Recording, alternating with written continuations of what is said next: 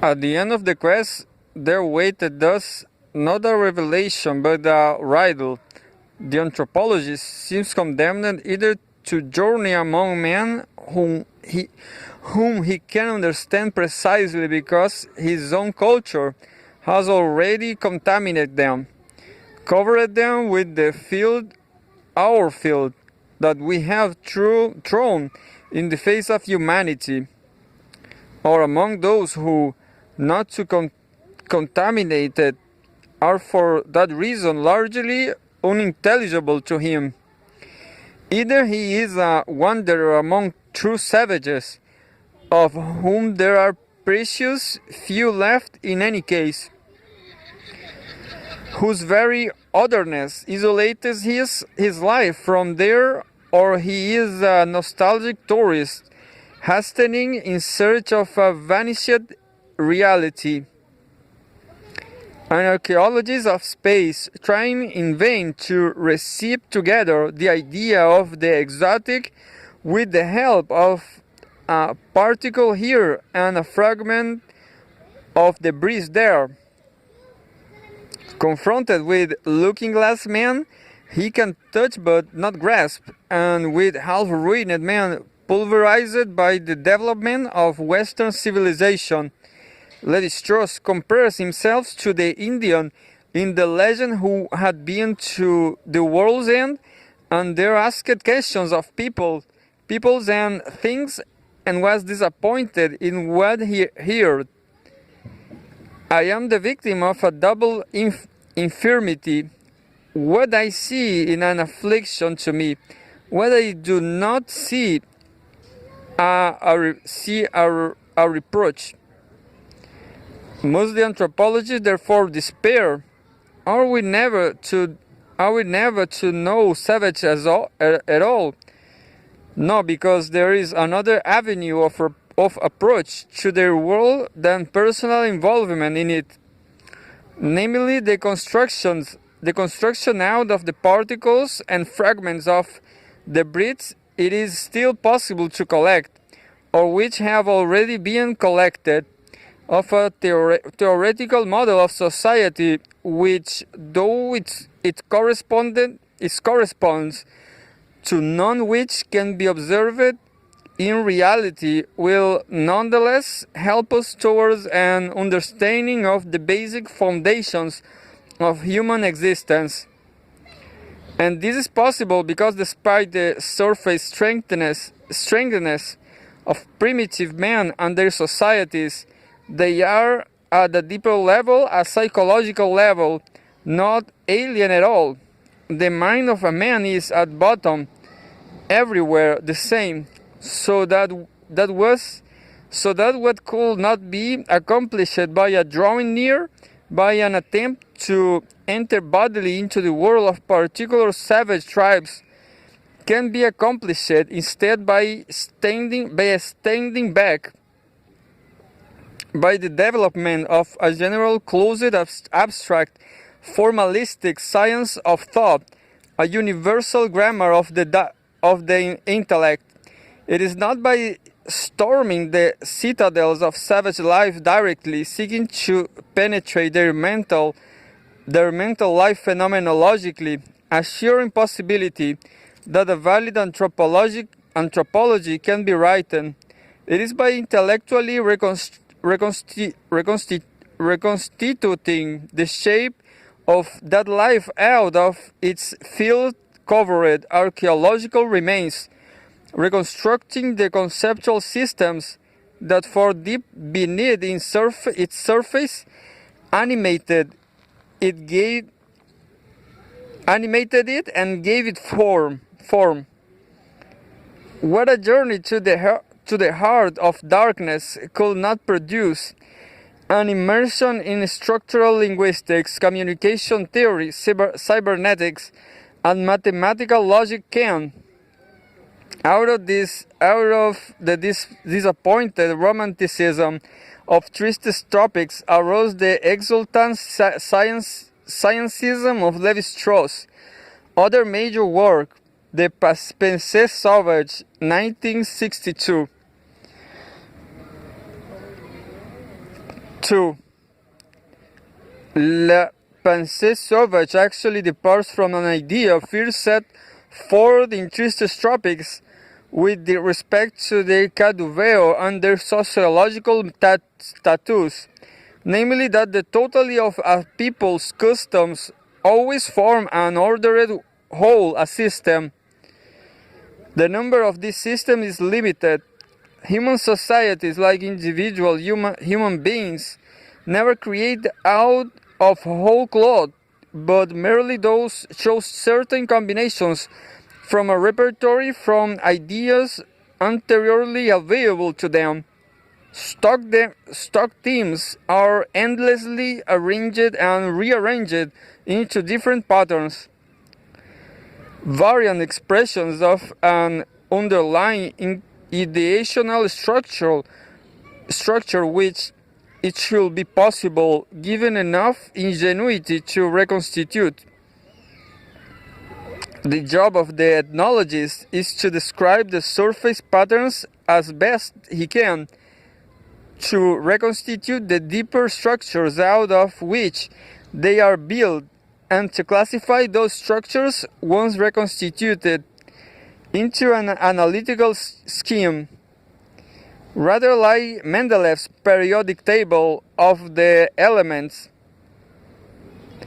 After that, all that will remain for us to do will be to recognize those structures which particular societies had in fact adopted. Anthropology is only apparently the study of customs, beliefs, or institutions. Fundamentally, it is the study of thought.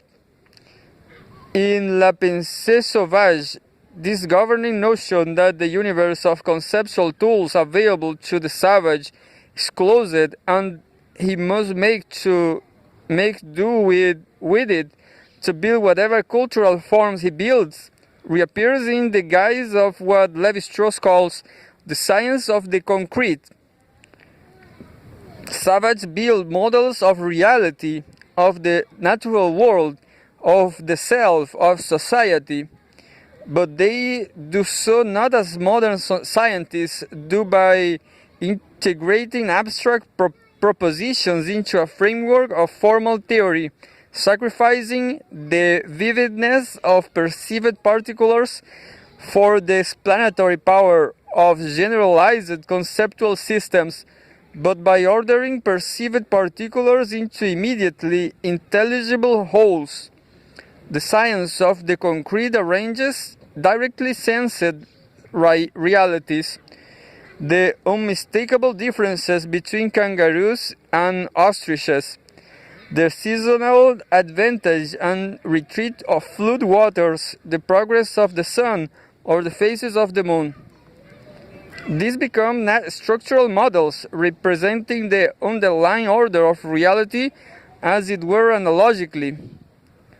Savage thought extending its grasp by means of images mundi.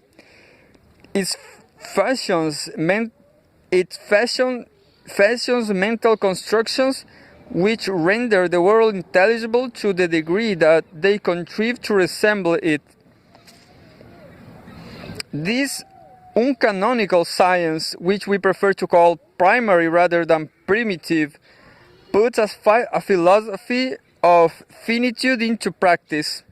The elements of the conceptual world are given, prefabricated, as it were, and thinking consists in fiddling with the elements. Savage logic works like a kaleidoscope whose shapes can fall into a variety of patterns while remaining unchanged in quantity, form, or color.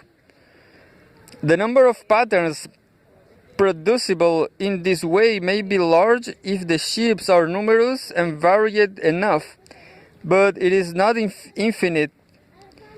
The pattern consists in the disposition of the shapes vis-a-vis one another. That is, they are function of the relationships among the shapes rather than their individual properties, considered separately. and the range of possible transformation is strictly determined by the construction of the kaleidoscope, the inner law which governs its operation. And so it is too with savage thought. Both anecdotal and geometric, it builds coherent structures out of the odds and ends left over from psychological or historical process. These odds and ends, the shapes of the kaleidoscope, are images drawn from myth, ritual, magic, and empirical lore. How precisely they have come into being in the first place is out of the points on which Levi-Strauss is not too explicit, referring to them vaguely as the residue of events, fossils remains of the history of an individual or a society. Such images are inevitably embodied in larger structures, in myths, ceremonies, folk taxonomies, and so on. For, as in a kaleidoscope, one always sees the shapes distributed in some pattern, however ill-formed or irregular, but as in a kaleidoscope, they are detachable from these structures and arrangeable into different ones or of a similar sort. Quoting Franz Boas, that it would seem that mythological worlds have been built up only to be shattered again, and that new worlds were built from the fragments. Levi-Strauss generalizes this permutational view of thinking to savage thought is general. It is all a matter of shuffling discrete and concrete images, totem animals, sacred colors, wind directions, sun deities, or whatever, so as to produce symbolic structures capable of formulating and communicating objective, which is not to say accurate, analysis of the social and physical worlds. Consider totemism, long regarded as an autonomous, unitary institution, a kind of primitive nature worship to be explained in terms of mechanical theories of one sort or another, evolutionist, functionalist, psychoanalytic, utilitarian. It is for Levi-Strauss only a special case of this overall tendency to build conceptual schemes out of particular images. In totemism, a logical parallel is quite subconsciously postulated between two series, one natural and one cultural. The order of differences between the terms on one side of the parallel is isomorphic with the order of differences between the terms on the other side.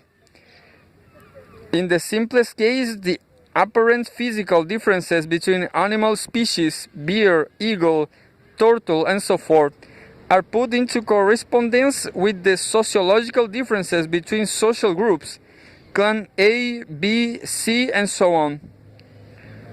It is not the specific characteristic of bear, eagle, and turtle as such which are critical. Fox, rabbit, and crow will have served as well, but the sensible contrast between any pair of them. It is upon this that the savage ceases to represent intellectually to himself and to order the structure of his clan system.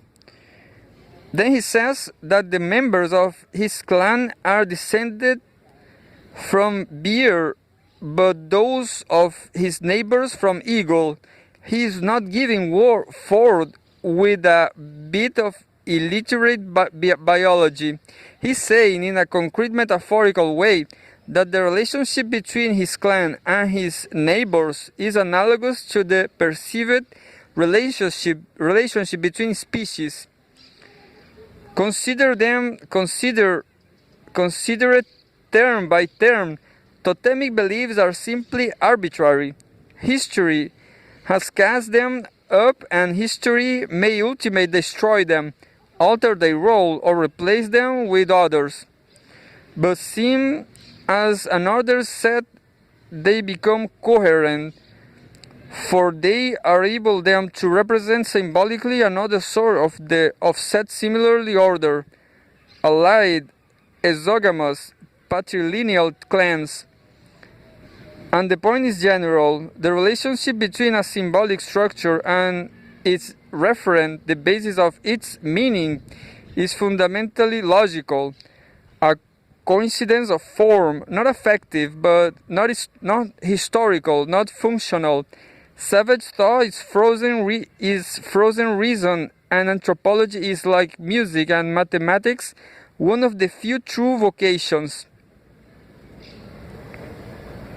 Or like linguistics, for in language too, the constituent units, phonemes, morphemes, words, are from a semantic point of view arbitrary. Why the French call a certain kind of animal chien, and the English call it dog, or why English forms its plurals by adding s, and Malay forms its by doubling roots, are not the sort of questions linguistics, structural linguistics, at any rate, any longer consider it profitable to ask except in historical terms. It is only when language is ordered by the rules of grammar and syntax into utterances, strings of speech embodying propositions, that significance emerges and communication is possible. And in language, too, this guiding order, this Ur system of forms, is, in terms of which discrete units are shuffled in such a way as to turn sound into speech, is subconscious. It is a deep structure which a linguist reconstitutes from its surface manifestations. One can become conscious of one's grammatical categories by reading linguistics treatises, just as one can become conscious of one's cultural categories by reading ethnological ones. But as acts, both speaking and behaving are spontaneous performance fed from underground springs. Finally, and most important, linguistic study, and along with it information theory and class logic, also refines its basic units, its constituent elements, not in terms of their common properties, but their differences, that is, by contrasting them in pairs, binary opposition, that dialectical chasm between plus and minus, which computer technology has rendered the lingua franca of modern science, form the basis of savage thought as it does of language. And indeed, it is with this which makes them essentially variant forms of the same thing, communication systems. With this door open, all things are possible. Not just the logic of totemic classifications, but of any classificatory scheme at all.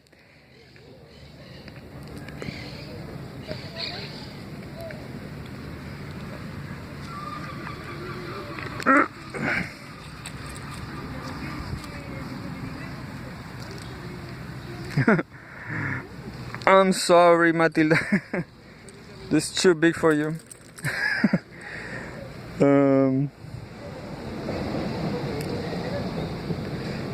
With this door open, all things are possible. Not just the logic of totemic classifications, but of any classificatory scheme at all. Plant taxonomies, personal names, sacred geographies, cosmologies, hairstyles among the Omaha Indians, or design motifs on Australian bull roarers can in principle be exposed. From they always trace down to a underlying opposition of pair terms, high and low, right and left, peace and war, and so on, expressed in concrete images, palpable concepts, beyond which it is, for intrinsic reasons, both useless and impossible to go. Further, once certain of these schemas or structures are determined, they can then be related to one another, that is, reduced to a more general and deeper structure embracing them both.